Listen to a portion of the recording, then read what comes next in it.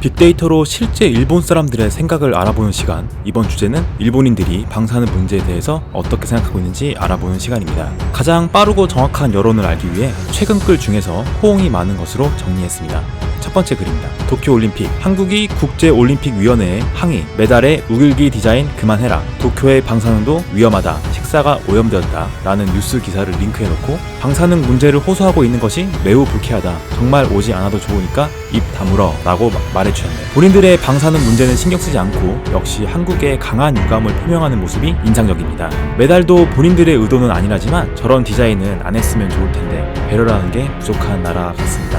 이 글의 댓글들도 인상적인데요.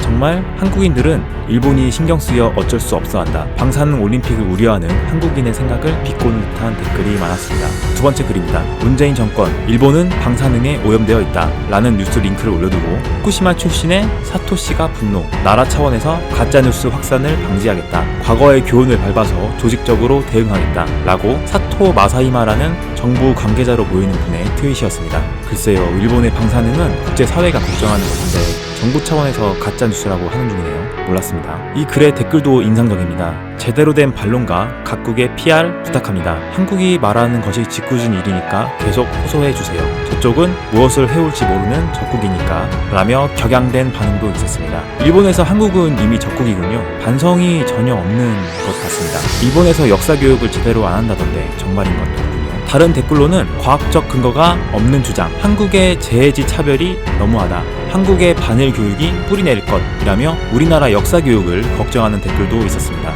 어째서 과학적 근거가 없는 주장이라고 하는지는 모르겠지만 완전히 터진 것을 걱정하지 않는 게 더 비과학적으로 보이는데 말이죠. 세 번째 글입니다.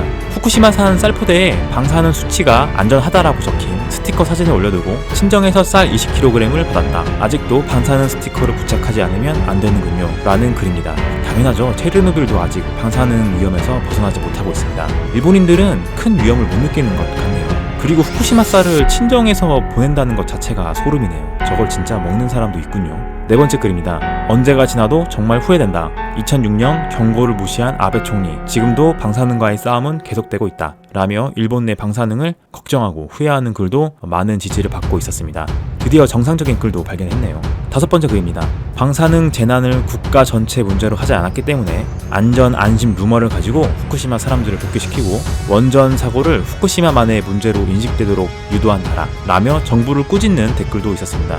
지금까지 일본인들의 방사능에 대한 리얼한 생각을 알아봤고요. 저는 직접 조사한 남자 셜록이었습니다. 감사합니다. 땡큐.